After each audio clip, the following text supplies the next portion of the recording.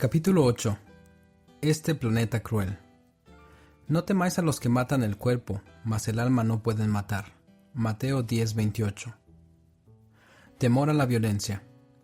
El golfista más grande en la historia del deporte se sentó a desayunar, sin siquiera sospechar que sería su última comida.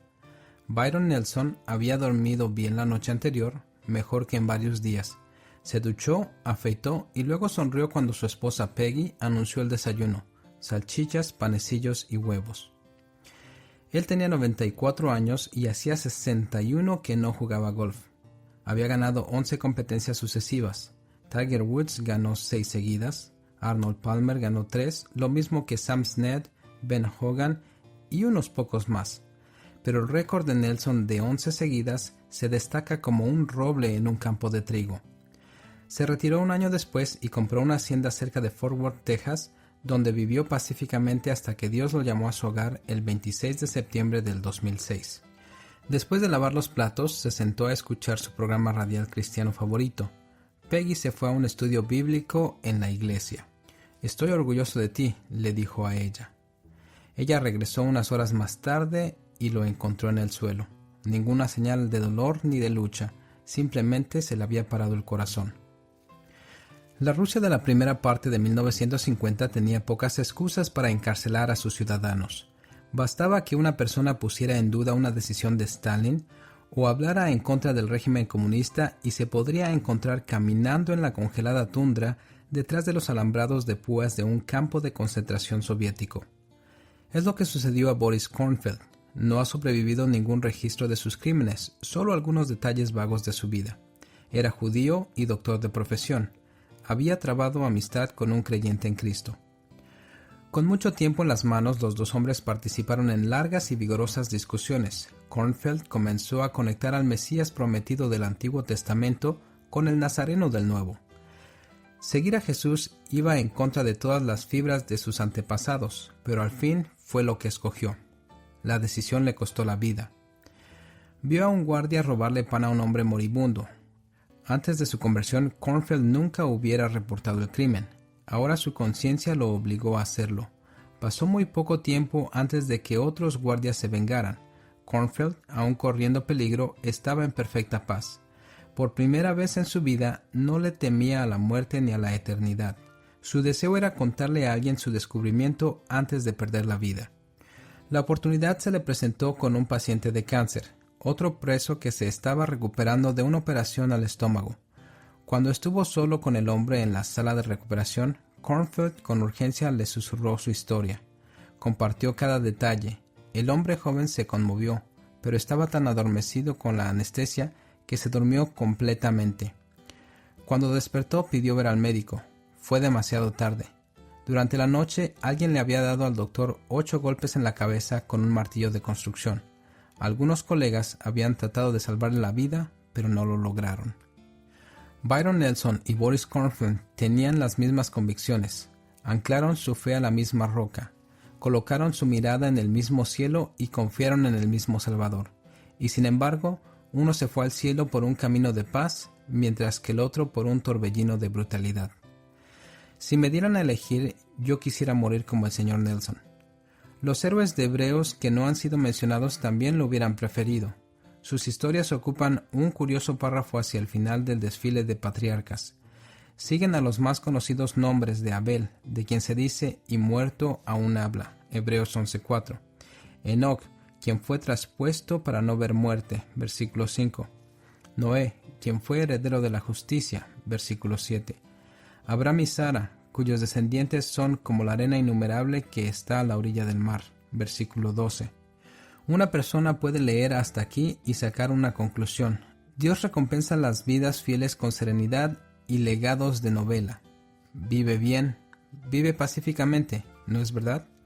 Entonces lee los versículos 35 al 37 que presentan el lado duro. Mas otros fueron atormentados, no aceptando el rescate a fin de obtener mejor resurrección. Otros experimentaron vituperios y azotes, y a más de estos prisiones y cárceles. Fueron apedreados, aserrados, puestos a prueba, muertos a filo de espada. Anduvieron de acá para allá cubiertos de pieles de oveja y de cabras, pobres, angustiados, maltratados. Contrario a lo que esperaríamos, la gente buena no está exenta de sufrir violencia. Los violadores no examinan a las víctimas de acuerdo a sus currículum vitae espirituales. Los sedientos de sangre son malvados y no dejan de lado a los que van camino al cielo. No estamos protegidos, pero tampoco estamos intimidados. Jesús tiene una o dos palabras acerca de este mundo violento. No temáis a los que matan el cuerpo, mas el alma no pueden matar. Mateo 10:28. Los discípulos necesitaban esta afirmación. Jesús les acababa de decir que esperaran azotes, juicios, muerte, odio y persecución. Versículos 17 al 23. No fue la clase de charla alentadora que se dan en el vestuario al equipo. Para mérito de ellos, ninguno desertó. Tal vez no lo hicieron por el recuerdo reciente de los músculos flexionados de Jesús en el cementerio. Jesús recién había llevado a sus discípulos a la otra orilla, a la tierra de los Gadarenos, donde vinieron a su encuentro dos endemoniados que salían de los sepulcros, feroces en gran manera, tanto que nadie podía pasar por aquel camino, y clamaron diciendo: ¿Qué tienes con nosotros, Jesús, Hijo de Dios? ¿Has venido acá para atormentarnos antes de tiempo? Mateo 8, 28 y 29. Las reacciones más inmediatas y dramáticas a la presencia de Dios en la tierra provienen de demonios como estos, los numerosos, invisibles, que no tienen sexo, malvados demonios de Satanás. Estos dos hombres estaban poseídos de demonios, y por lo tanto eran extremadamente violentos. La gente daba grandes rodeos alrededor del cementerio para evitarlos. No así Jesús. Él marchó como si fuera el dueño del lugar. Los asombrados demonios no esperaban verlo en el territorio del diablo, en el costado del mar de Galilea que le correspondía a los extranjeros, la región de los paganos y los cerdos. Los judíos evitaban tales lugares. Jesús no. Los demonios y Jesús no necesitaban ser presentados, ya habían luchado en otros lugares y a los demonios no les interesaba un segundo partido. Ni siquiera intentaron pelear. ¿Has venido acá para atormentarnos antes de tiempo? Versículo 29. Daban marcha atrás, tartamudeaban. Traducción: sabemos que al final la vamos a perder, pero ¿podemos duplicar nuestros esfuerzos mientras tanto? Se recogieron como marionetas sin hilos.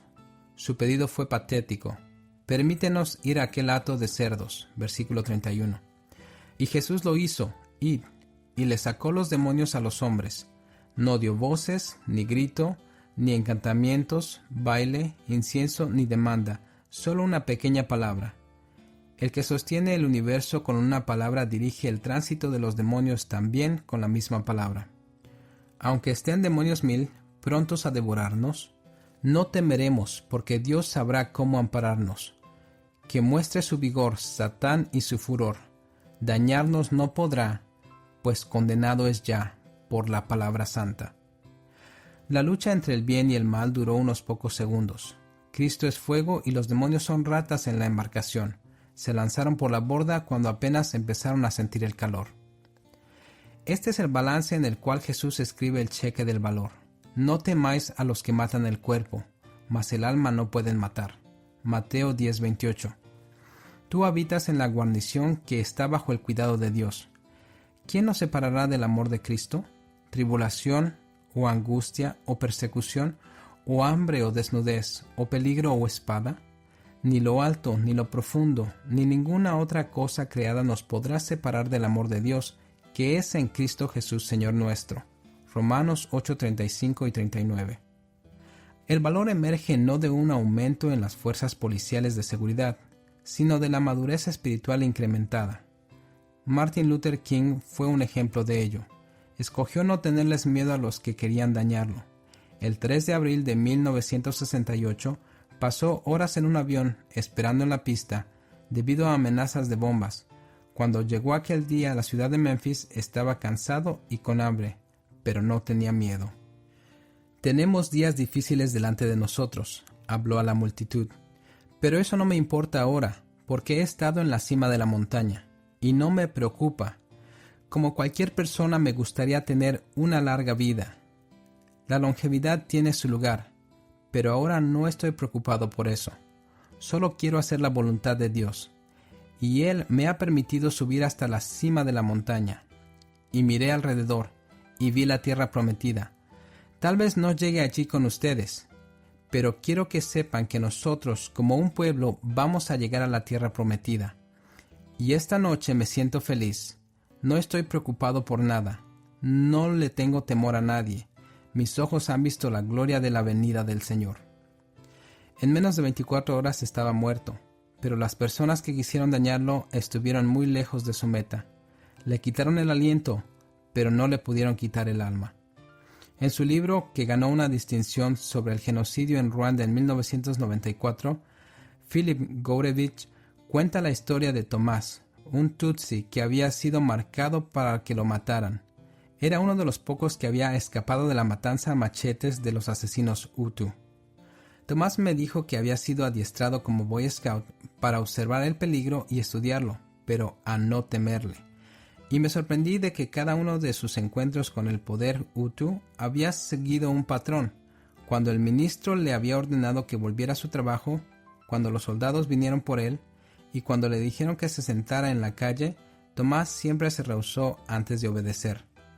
Los asesinos estaban acostumbrados a encontrarse con el temor, y Tomás siempre había actuado como si hubiera algún malentendido para que alguien sintiera la necesidad de amenazarlo.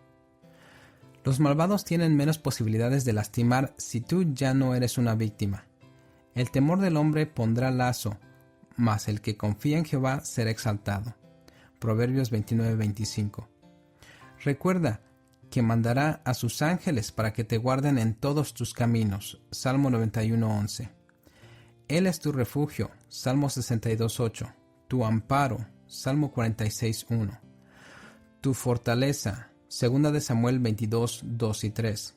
Jehová está conmigo, no temeré lo que me pueda hacer el hombre. Salmo 118:6. Satanás no puede llegar a ti sin pasar a través de Dios. Entonces, ¿qué debemos pensar acerca de las ocasiones cuando Satanás llega a nosotros?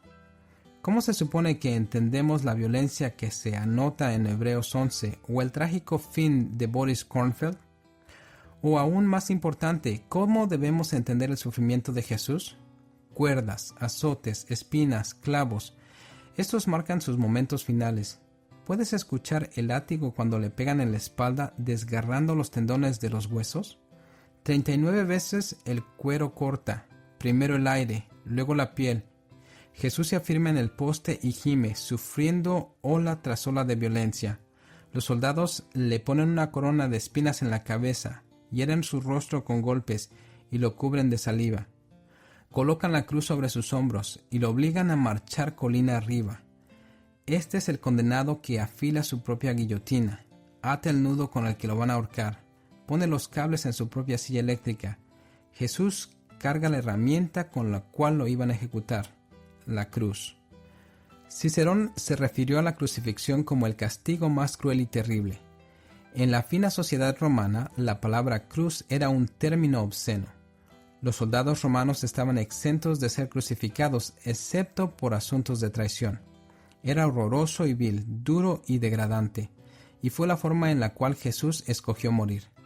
Y estando en la condición de hombre, se humilló a sí mismo, haciéndose obediente hasta la muerte, y muerte de cruz. Filipenses 2:8. Una muerte menos violenta hubiera sido suficiente. Una sola gota de sangre habría redimido a la humanidad. Derrama la sangre, deja de respirar, sin pulso, pero hazlo todo con rapidez. Traspasa su corazón con una espada, dale una puñalada en el cuello. ¿La plaga del pecado demandó 6 horas de violencia?